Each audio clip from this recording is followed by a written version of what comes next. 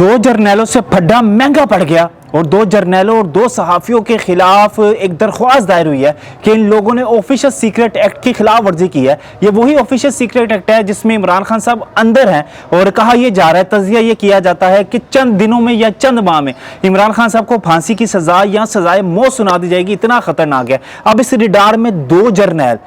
जर्नैल छोटे मोटे नहीं, बहुत बड़े जर्नैल और दो बहुत बड़े सहाफ़ी, ये दोनों इस चीज़ के रिडार में आए हैं और एक दरख्वास्त दायर हुई है। और ये दरख्वास्त दायर की है एक आतिफ शख्स ने और इसने कहा है कि दो जर्नैल यानी के कमर जावेद बाजवा और जनरल फैज हमीद और दो सहाफ़ी यानी जावेद चौधरी और शाहिद मितला, इन चारों ने ऑफिशियल सीक्रेट एक्ट की खिलाफ वर्जी की है और इनके खिलाफ कार्रवाई होनी चाहिए। क्योंकि जिस तरह से इमरान खान साहब जब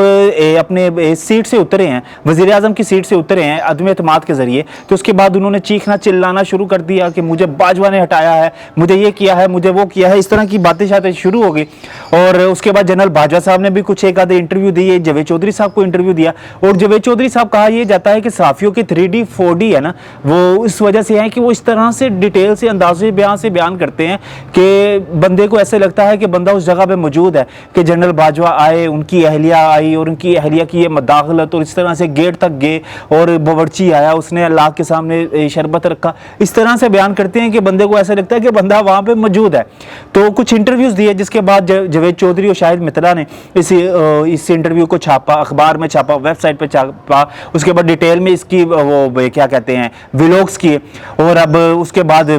हलाला मच गई पाकिस्तानी सियासत में कि ये क्या इमरान खान साहब ने क्या कुछ किया। और फिर उसके बाद जनरल बाजवा की भी एक ऑडियो आई जिसमें उन्होंने कहा ये नालायक था, इसकी पूरी की पूरी टीम नालायक थी, इसको मैं उंगली पकड़ के लेके जाता रहा। मुबैना तौर पर जो कहते हैं कि वो ऑडियो है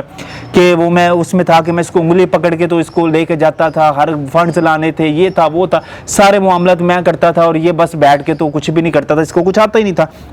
अब एक दरख्वास्त दायर हुई है कि आतिफ नामी एक मुहब्बे वतन पता नहीं कहाँ से आ गया, वो कहता है कि इन लोगों ने बड़ा गैर जिम्मेदाराना तरीके से इंटरव्यू दिया है, यानी जनरल बाजवा और जनरल फैज हमीद साहब। अब गैर जिम्मेदाराना मतलब कि आप कोई वजू करके इंटरव्यू दे या कोई अब क्या किस तरह से पाक साफ हो के वजू दे, भाई इंटरव्यू तो इंटरव्यू होता है। अब वो आगे से उसका मजीद लिखना ये था दरख्वास्त में कि दो सहाफ़ी जावेद चौधरी और शाहिद मितला, इन्होंने बड़े गैर जिम्मेदाराना तरीके से इसको आगे प्रमोट किया है। तो भाई क्या दस्ताने डाल के उसको प्रमोट किया जाए, दस्ताने डाल के उसको व्लॉग किया जाए, किस तरह से करते हैं एम, ये पता नहीं कौन से लोग हैं, किस तरह के लोग हैं। अब कहा यह जा रहा है कि बड़े लेवल पे जनरल बाजवा और जनरल फैज हमीद के खिलाफ कुछ चीजें मुतहरिक है, हो सकता है इनके खिलाफ कार्रवाई हो क्योंकि फैज हमीद साहब के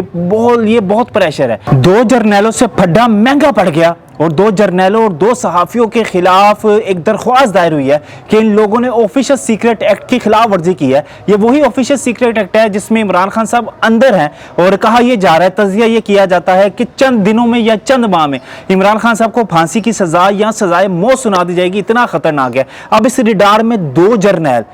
जर्नैल छोटे मोटे नहीं, बहुत बड़े जर्नैल और दो बहुत बड़े सहाफ़ी, ये दोनों इस चीज़ के रिडार में आए हैं और एक दरख्वास्त दायर हुई है। और ये दरख्वास्त दायर की है एक आतिफ शख्स ने और इसने कहा है कि दो जर्नैल यानी के कमर जावेद बाजवा और जनरल फैज हमीद और दो सहाफ़ी यानी जावेद चौधरी और शाहिद मितला, इन चारों ने ऑफिशियल सीक्रेट एक्ट की खिलाफ वर्जी की है और इनके खिलाफ कार्रवाई होनी चाहिए। क्योंकि जिस तरह से इमरान खान साहब जब